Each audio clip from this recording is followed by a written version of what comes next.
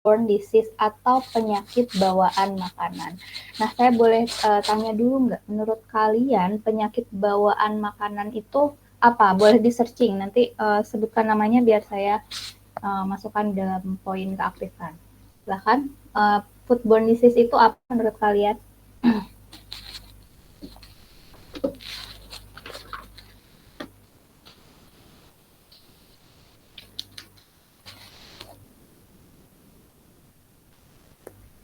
Izin menjawab, Ibu. Ya, silahkan namanya karena saya tidak terlihat. Tita Nabila dengan yang belakang 145. Ya, silahkan. Baik, seperti yang saya tahu, kalau foodborne disease itu ialah suatu gangguan atau penyakit yang disebabkan oleh kontaminasi dari makanan. Contohnya ialah seperti kontaminasi salmonella. Seperti itu. Ya, terima kasih Tita. Betul sekali ya. Jadi namanya foodborne disease tadi betul ya, penyakit bawaan makanan yang memang uh, dari definisinya penyakit yang dialami oleh seseorang itu memang terjadi dari bawaan makanannya gitu. Memang secara alamiah dia sudah ada karena terjadinya karena penanganan yang tentunya tidak tepat ya, sehingga menyebabkan foodborne disease. Tadi salah satunya bakterinya sudah disebutkan ya, misalnya salmonella. Nah, itu akan menyebabkan gangguan kesehatan ya. Nah, bukan hanya makanan, tetapi juga bisa minuman. Oke, perubahan bukan saja tadi makanan dan juga minuman, karena pangan itu kan tidak cuma hanya makanan ya, tetapi juga minuman ya. Walaupun judulnya di sini makanan, tapi kontaminasi tidak bisa dipungkiri juga akan terkontaminasi misalnya dari minuman. Nah, kenapa sih ini penting gitu ya untuk dipelajari? Nah, karena dari WHO atau situs resmi kesehatan secara global itu mencatat bahwa lebih dari 600 juta khususnya foodborne disease ini dia setiap tahunnya ya itu mengalami 420.000 kematian. Jadi kalau dilihat statistiknya itu kira-kira 1 dari 10 orang itu mengalami kematian akibat foodborne disease. Ya, nah foodborne disease ini rentan dialami oleh kelompok-kelompok yang rentan. Tadi misalnya di yaitu bisa anak-anak ataupun misalnya ibu hamil, ibu menyusui ataupun lansia ya yang memang kelompok rentan. Nah, makanya kita pentingnya mengetahui penyakit ini dan cara pencegahannya. Tujuannya untuk apa? Untuk meningkatkan keamanan pangan. Nah, ketika keamanan pangannya sudah ditingkatkan, ya itu akan melindungi tentunya kematian tadi ya, sehingga mengurangi angka kematian. Oke. Nah, kalau di Indonesia sendiri, kasusnya itu dari foodborne disease itu terjadinya diare dulu ya. Diare kurang lebih 20 sampai 25%. Ini berdasarkan data Kemenkes. Nah, bisa disebabkan oleh apa? Tadi foodborne disease-nya bisa dari makanan dan minuman. Efeknya bisa langsung ke diare. Nah, ketika diare tentunya dia akan menyebabkan masalah kesehatan, tidak produktif, misalnya dari anak-anak dia tidak bisa sekolah, ya kemudian jika terus-menerus tentunya harus dibawa ke rumah sakit. Nah, tentunya akan meningkatkan biaya ekonomi dari kasus-kasus foodborne disease ini, sehingga atau OECD ini organisasi ekonomi dan pembangunan ya, jadi mengakibatkan adanya kerugian ekonomi dari penyakit foodborne disease ya. Oke, tadi sudah disebutkan ya, untuk penyakit bawaan makanan itu sama seperti materi kita sebelumnya tentang keamanan pangan. Jadi keamanan pangan itu kan cemarannya ada macam-macam ya. Ada cemaran mikrobiologis atau biologis, ada fisik, dan kimia dan lain-lain. Jadi di sini juga hampir sama. Jadi untuk penyakit bawaan makanan itu jenisnya ada jenis dari bakteri patogen, ada dari virus patogen, kemudian ada dari jenisnya parasit, ataupun memang kontaminasi dari racun maupun kimia. Nah, kita akan bahas satu persatu mulai dari bakteri, virus, parasit maupun racun. Nah, tadi sudah disebutkan ya, bakteri patogen itu contohnya adalah salmonella. Bisa salmonella, kemudian bisa E. coli ataupun listeria. Ini semuanya adalah bentuk bakteri. Nah, bakteri ini umumnya ditemukan pada bahan makanan sumber protein. Bisa dilihat ya, ada daging, telur, dan produk susu mentah. Nah, ini semua dalam bentuk yang mentah biasanya ya. Nah, makanya untuk mengkonsumsi produk atau sumber protein ini, nah harus hati-hati apalagi dalam kondisi mentah karena dia akan menghasilkan bakteri patogen. Nah, contoh yang lain nanti untuk secara detailnya akan dijelaskan lagi. Nah, untuk virus patogen, nah kalau virus ya berkaitan dengan penyakit yang menyebabkan virus. Kalau hepatitis kan itu disebabkan oleh virus ya. Nah, itu didapatkan dari mana? Kalau misalnya hepatitis itu biasanya karena sanitasi hygiene-nya yang tidak benar gitu ya. Sehingga menyebar melalui kontaminasi dari makanan atau minuman yang dikonsumsi.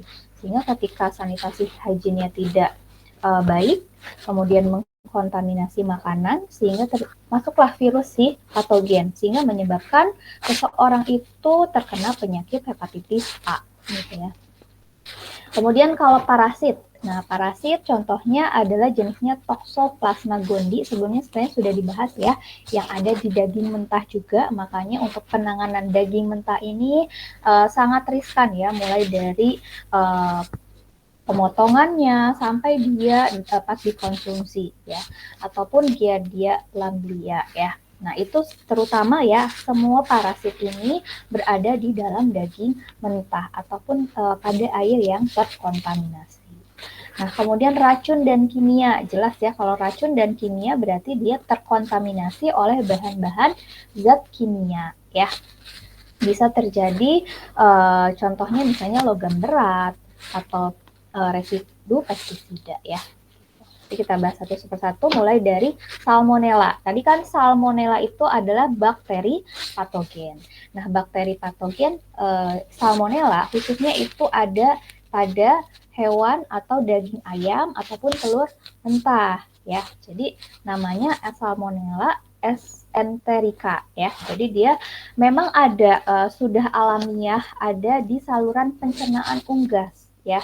Makanya ketika kalian memasak daging unggas itu harus benar-benar matang secara sempurna ya. Makanya tidak boleh mengkonsumsi ayam yang masih merah ataupun memang belum matang atau setengah matang gitu ya.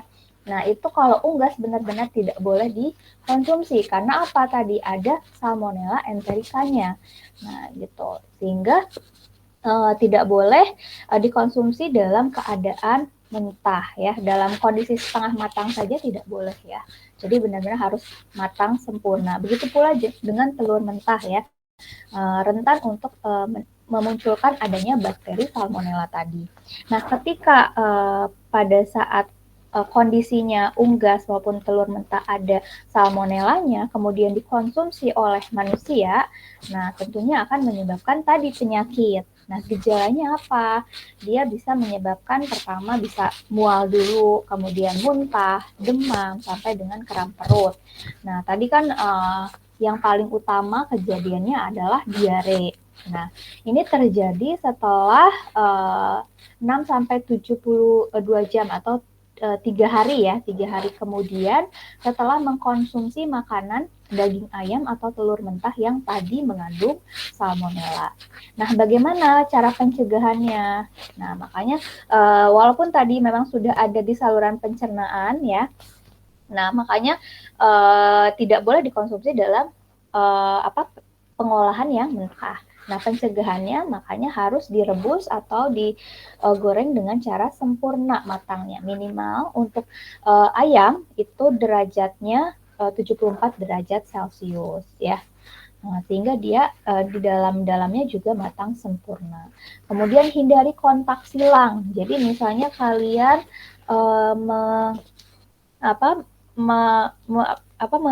melakukan pembersihan pada unggas, tapi disatukan dengan misalnya sayuran atau yang lainnya, kan itu tidak boleh disatukan ya. Nanti adanya kontaminasi silang antara unggas dan bahan makanan lainnya. Ya. Kemudian pada saat kalian menangani si unggas tadi ya, pada saat mencuci, kemudian memotong gitu, pada saat proses persiapan itu biasakan sebelumnya mencuci tangan, kemudian setelah kontak dibersihkan itu juga langsung mencuci tangan untuk melakukan proses pengolahan yang selanjutnya karena akan terjadinya kontaminasi di dalam tangan ya ketika tidak mencuci tangan. Ya. Kemudian alat makannya ya, alat makan misalnya sendok yang digunakan untuk atau pisau yang digunakan untuk unggas tadi dipakai juga untuk misalnya memotong bahan makanan yang lain.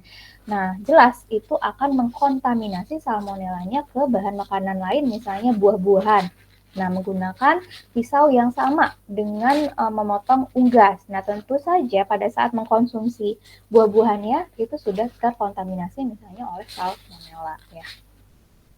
Oke, untuk bakteri yang lain yaitu adanya Vibrio ya. Vibrio itu ada di kerang mentah ataupun di makanan laut ya. Namanya Vibrio fulmificus ya. Dia hidup di air laut. Nah, untuk saat ini ya banyak yang mengkonsumsi hewan-hewan laut yang masakan yang viral itu kan yang masakan Thailand ya. Masakan Thailand kan itu memang mentah ya. Nah, itu harus ada penanganan khususnya karena ketika mengkonsumsinya memang ada namanya patogen Vibrio ini, ya dia akan menginfeksi ya, akan terjadinya diare, kram sama ya, mual dan muntah.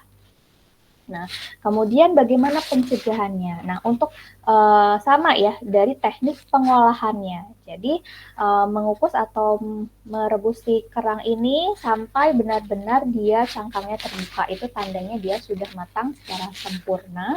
Kemudian hindari konsumsi yang mentah ya. Mentah itu pada kelompok-kelompok yang rentan karena ketika diberikan atau memang konsumsi pada kelompok yang rentan akan menurunkan sistem imunnya sehingga mudah untuk terinfeksi oleh bakteri patogen. Nah, tadi yang kelompok rentan siapa aja?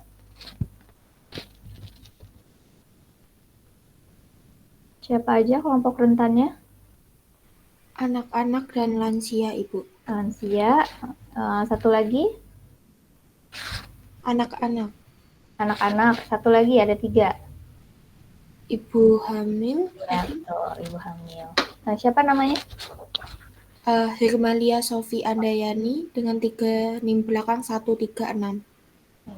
Ya, betul ya. Jadi yang kelompok rentan misalnya ingin mengkonsumsi kerang mentah atau makanan laut mentah anak-anak, kemudian lansia, ataupun tadi ibu hamil maupun ibu menyusui. Makanya kelompok-kelompok tersebut itu sebaiknya tidak mengkonsumsi dalam kondisi yang mentah. Nanti akan terinfeksi oleh namanya Vibrio fulmificus sehingga menyebabkan diare, kram perut, mual muntah dan bisa menyebabkan demam ya.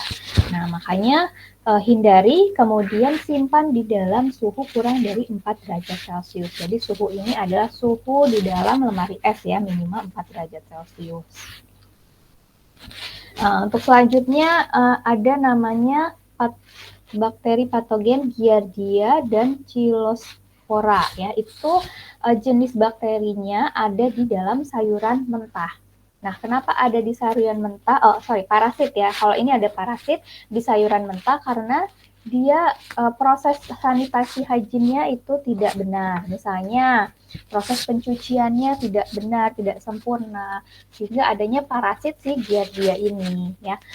Makanya kalau misalnya mencuci sayuran harus dengan air mengalir.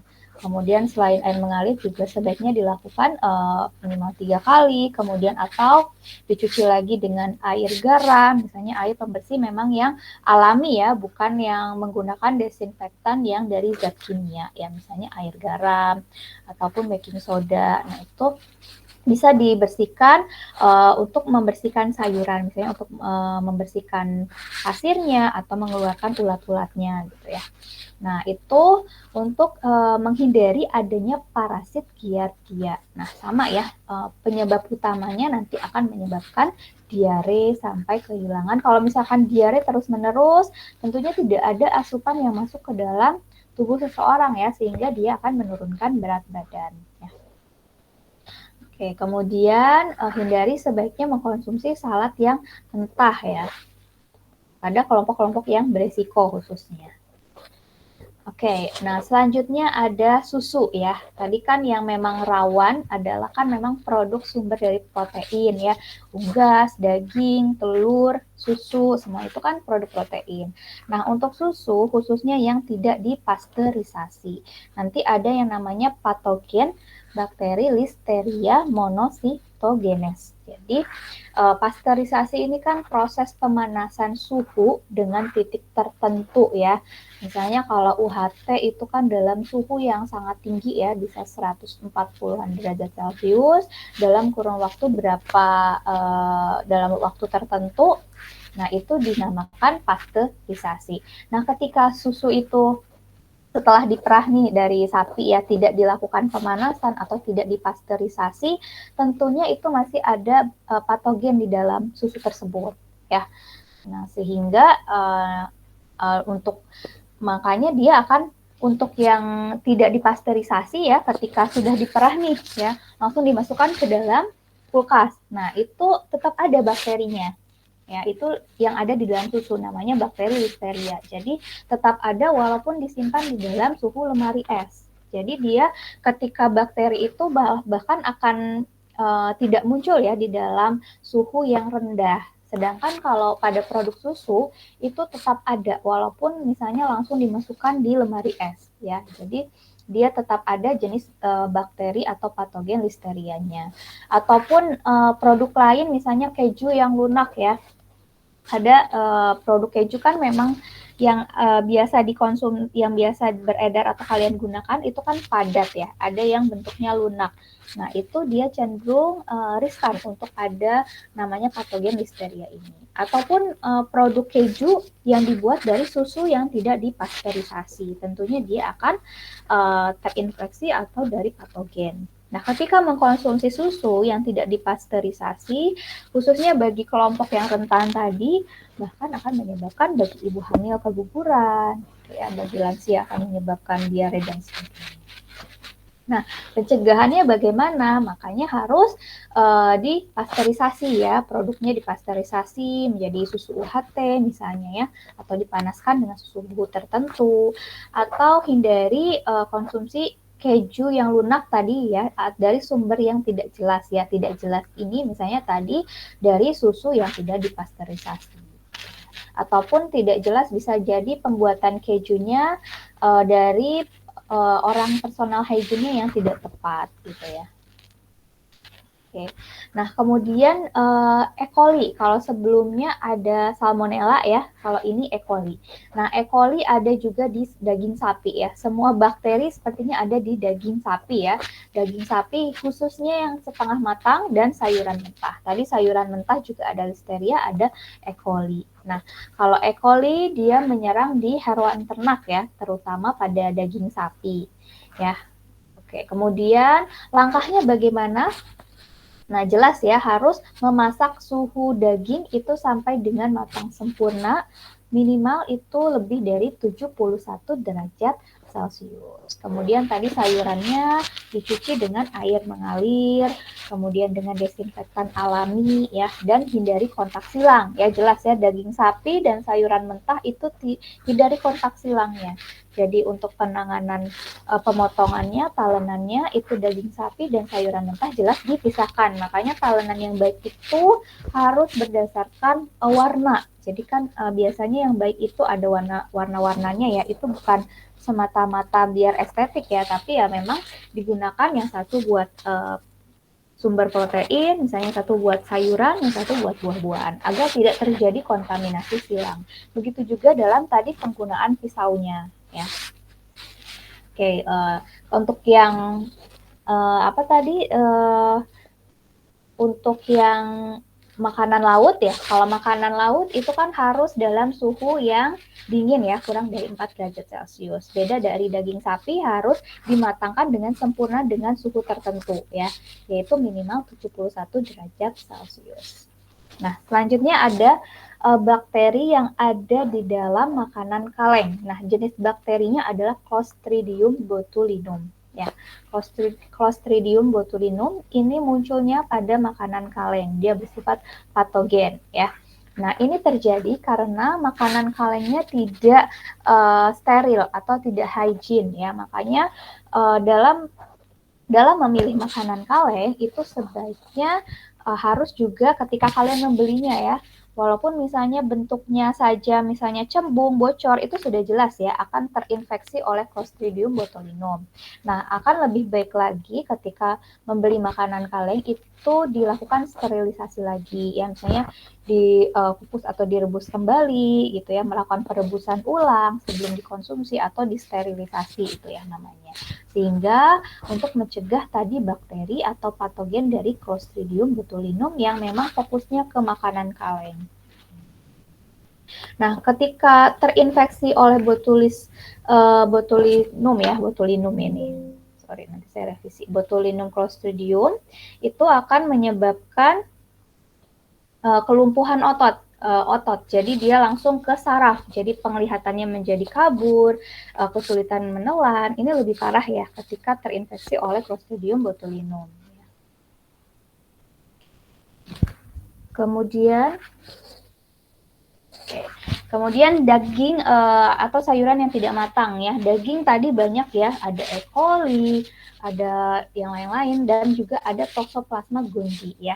Toxoplasma gondii juga sama ya, itu terkontaminasi oleh daging yang mentah ya, sayuran juga yang tidak matang ya. Makanya sebaiknya konsumsi makanan itu memang yang matang ya, apalagi bagi kelompok rentan maupun tadi yang kanker misalnya, jelas ya itu tidak boleh. Nah, bagaimana untuk menghindari si toksoplasma ya atau parasit ini? Nah, tadi suhu internalnya kan minimal 71 ya, 71 derajat Celcius ya, bisa sampai internalnya minimal 63 sampai 74 derajat Celcius ya, tergantung dari jenis dagingnya ya. Kemudian bisa proses persiapannya, daging itu sebaiknya dibekukan pada suhu penyimpanannya minus 12 derajat Celcius atau lebih rendah lagi ya, itu akan lebih awet ya. Oke, kemudian ikan mentah ya, ikan mentah biasa dikonsumsi oleh sushi ya, sushi, sashimi itu kan menggunakan ikan mentah, tapi itu akan memunculkan adanya parasit di dalam ikan tersebut ya. Nama parasitnya adalah Anisakis simplex ya.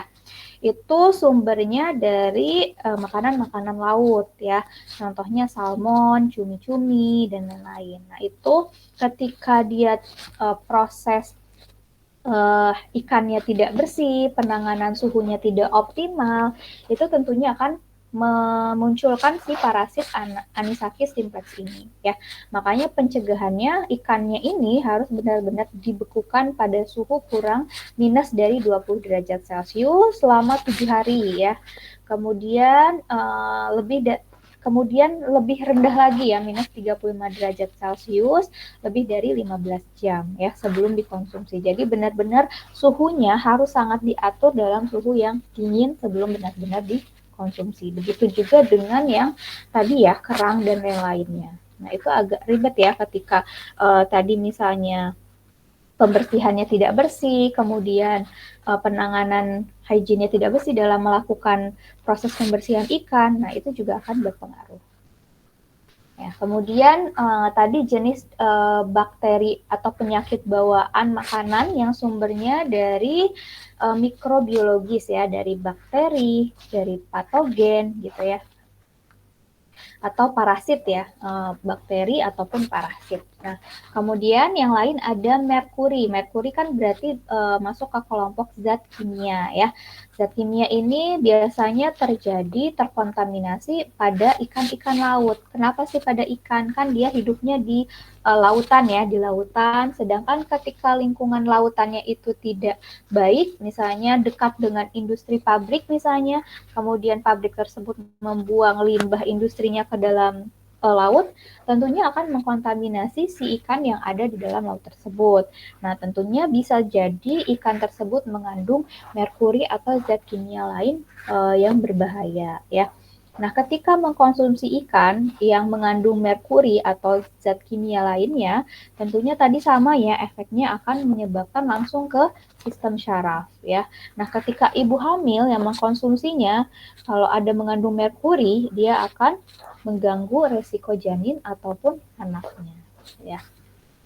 Nah, makanya batasi konsumsi ikan ya, konsumsi ikan terutama bagi ibu hamil, karena kan kita nggak tahu ya apakah ikan itu memang misalnya kalau di ternak sendiri ya mungkin bisa jadi. Nah, kalau misalnya di lingkungan yang kita tidak tahu, dia sudah tercemar oleh sampah misalnya atau zat kimia, nah itu kan bisa saja itu akan menjadi terkontaminasi oleh ikannya, sehingga batasi 1 porsi dalam seminggu untuk ibu hamil.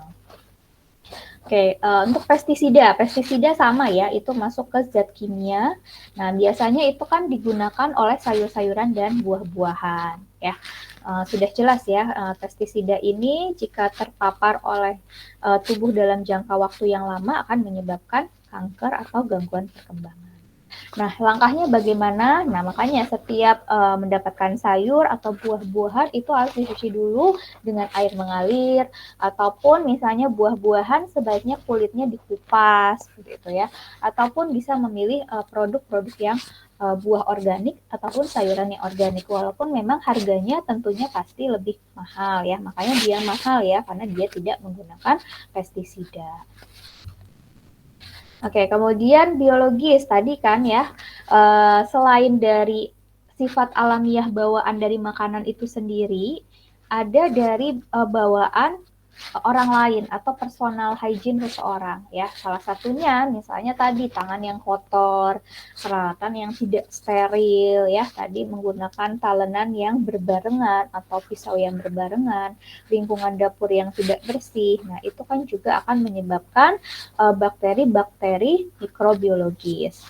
Contohnya E. coli ataupun Salmonella. Nah, E. coli dan Salmonella ini akan cepat berkembang biak pada kondisi-kondisi lingkungan yang lembab atau suhu yang misalnya basah gitu ya. Nah, ketika dia suhunya lembab, tentunya dia akan cepat untuk aktivasi dari bakteri tersebut ya. Nah, cara pencegahannya apa? Ya harus mencuci tangan sebelum dan setelah tadi ya, khususnya memegang unggas, daging, telur gitu ya. Kemudian bahan-bahan yang memang harus ada penanganan khusus ya. Nah, khususnya tadi ya, setelah memegang atau memotong bahan-bahan tadi, itu harus cuci tangan sebelum dan setelahnya. Kemudian tadi memisahkan antara yang mentah dan yang matang ya. Makanya kalian juga harus tertib ya, misalnya di kuliner untuk penyimpanan bahan makanan segar dan bahan makanan kering ya. Itu kan memang tidak boleh disatukan, memang ada tempatnya tersendiri. Kemudian dalam makanan kering juga harus penyimpanannya harus dibedakan berdasarkan golongannya. Nah, untuk yang makanan segar itu kan juga ada pemisahannya ya, sudah saya jelaskan misalnya waktu itu di dalam suhu freezer berapa, dalam cooler berapa, jenisnya apa yang biasa disimpan dalam cooler dan freezer. Nah, itu langkah pencegahannya untuk terjadi kontaminasi biologis. Nah, kalau kontaminasi silang tadi ya antara bahan yang mentah dan matang. Tadi jelas ya, ketika kalian memotong misalnya masih tahap persiapan daging atau ikan, tapi kalian melakukan persiapan buah-buahan. Nah, itu tentu akan adanya kontaminasi silang ya antara misalnya E. coli pada daging nanti akan terserap pada buah-buahan. Nah, kemudian gunakan alat makan yang secara terpisah, khususnya talenan, dan cuci alat ya setelah kontak dengan bahan. Kalau misalnya memang tidak ada, bisa dicuci dulu ya, dikeringkan, atau memang sebaiknya memang dipisahkan. Nah, kemudian sebelumnya ini sudah ya, memang ini bakteri, mikroorganisme yang memang sudah ada di dalam suatu makanan ya, khususnya pada sumber kacang-kacangan dan biji-bijian. Itu namanya adalah aflatoksin. Aflatoksin ini jenis jamur yang memang ada di kacang ataupun biji-bijian. Nah, dia ini ketika muncul ya, aflatoksin ini akan bersifat karsinogenik. Nah, bagaimana cara mencegah agar tidak terjadi bakteri mikrobiologis alami yang ada pada kacang dan biji? ya kita sebelumnya sudah ya dikurangin kadar airnya, bisa dikurangin kadar airnya dengan proses pengeringan misalnya. Kemudian simpan di tempat yang kering dan sejuk, tidak boleh di tempat yang lembab. Nah, kemudian virus dari makanan laut ya. Kalau makanan laut tadi ya adanya virus atau hepatitis A. Nah, kalau misalnya virus ini tentunya akan menyebabkan penyakit hepatitis A. Kalau misalnya tadi mikrobiologis akan menyebabkan diare dan lain-lain, muntah dan lain-lain, kalau virus akan menyebabkan biasanya hepatitis. Ya. Nah, kalau hepatitis tadi ya, karena misalnya dari sanitasi hygiene ataupun memang dimasak tidak sempurna ya. Makanya untuk makanan laut harus dimasak pada suhu minimal tadi 63 sampai 70 ya, 71 derajat Celcius. Oke, kemudian bagaimana cara penanganannya? Kalau dilihat dari semuanya, tadi kan kita harus melihat analisis atau potensi bahaya ya, baik dari biologisnya. Tadi kan biologisnya dari sifat bawaan makanan itu sendiri ya. Kalau kimia tadi yang misalnya dari lingkungan hidup si ikan ya, misalnya di dalam lautan, itu kan bisa terjadi cemaran kimia. Kalau fisik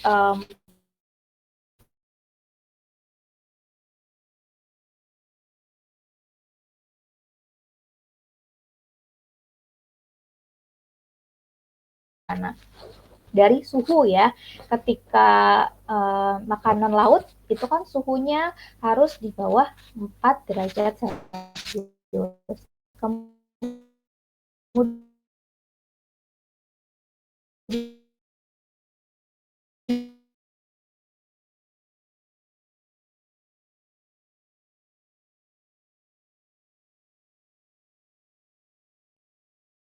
Kemudian kemudian suhu perebusan itu harus dikontrol ya untuk meminimalisir bahaya. Kemudian dimonitoring ya,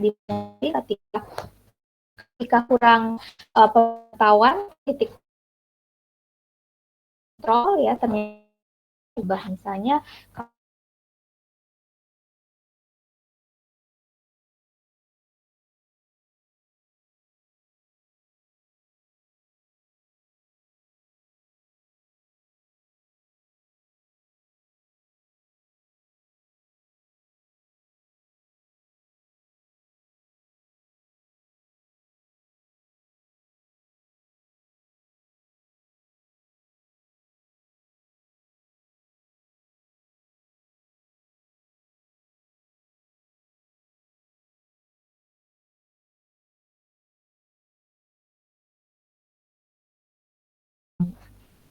kemudian tadi pisahkan bahan makanan mentah dan matang. Jadi ketika kalian ingin mengolah yang mentah, jangan dulu siapkan yang matang. Nanti akan terjadinya kontaminasi selang antara yang mentah dan yang matang. Kemudian sebaiknya tadi untuk mengetahui suhu internal dalam memasak unggas, kemudian memasak daging ya, daging merah, itu sebaiknya gunakan termometer makanan ya, agar suhu internalnya sudah tercapai nih, misalnya 75 derajat Celcius, berarti dia sudah akan tidak memunculkan bakteri-bakteri yang tadi sudah disebutkan ya. Oke, tadi sudah ya HACCP, kemudian melakukan pengawasan, pelatihan. Kalau pelatihan tadi ya bisa dari sanitasinya, bagaimana melakukan mulai dari penyimpanan ya, berarti mulai dari penyimpanan bagaimana bisa meletakkan bahan makanan yang kering dari yang basah, kemudian ketika menyimpan bahan makanan yang basah, misalnya daging itu di freezer ya, bukan di chiller, kemudian juga sama dengan ayam, kemudian bagaimana penyimpanan telur, nah itu kan proses penyimpanan. Setelah proses penyimpanan, kemudian proses persiapan. Tadi bagaimana proses persiapannya, mulai dari penggunaan talenan yang berbeda sesuai jenis bahan dan pisaunya, kemudian dalam menangani itu sebelumnya dan setelahnya mencuci tangan. Dan pada saat proses pengolahan itu ada manajemen suhu ya, manajemen suhunya tadi suhu minimum internal ya, gitu. Ada yang untuk pemanasan dan untuk dingin ya, kalau misalnya makanan laut gitu, itu harus dalam suhu yang dingin. Kemudian distribusinya ya, ketika tadi misalnya ingin mengkonsumsi sushi tapi yang mentah. Nah, ketika dia mendistribusikannya cukup panjang ya, tentunya dia akan terkontaminasi oleh bakteri tadi ya, sehingga akan terinfeksi. Makanya riskan ketika ada jarak yang tidak bisa mempertahankan suhu yang aman ya. Oke, ini sudah ya, cuci tangan, pisahkan bahan makanan mentah dan matang, masak dengan suhu yang aman, tadi yang minimal 75 derajat Celcius. Nah, pada proses penyimpanan, tadi pisahkan pada jenisnya ya, tadi misalnya kalau kerang, ketika ingin aman ya, tapi bukan pada kelompok yang rentan ya, itu minimal dikonsumsi itu pada suhu kurang dari 4 derajat Celcius. Nah, untuk yang kaleng-kaleng, tadi kan sebaiknya direbus ulang. Oke, ini sudah. Nah, ini terakhir. Nah, untuk materinya untuk bisa dilihat dari WHO, FAO maupun yang mau ditanyakan. Boleh dijelaskan lagi? Boleh dijelaskan lagi tadi untuk foodborne disease itu kan ada berbagai macam ya.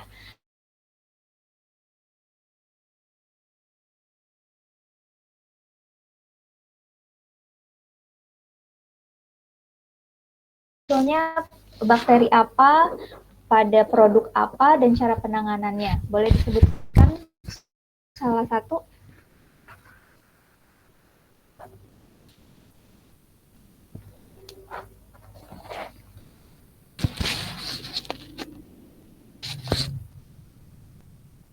Siapa yang berkenan? Kalau enggak, saya tunjuk. Izin Ibu, Oh ya, untuk bakteri itu salah satunya itu ada bakteri Salmonella. Kemudian produknya itu yang ada itu ayam biasanya. Terus cara penanganannya itu ayam itu dimasak dengan suhu yang seminimum mungkin. Jadi supaya salmonellanya itu ikut hilang di pemanasan tersebut. Oke, terima kasih. Oke, sudah tadi dari salmonella. Kemudian jenis yang lain, parasit. Yang mau berikan contohnya yang parasit?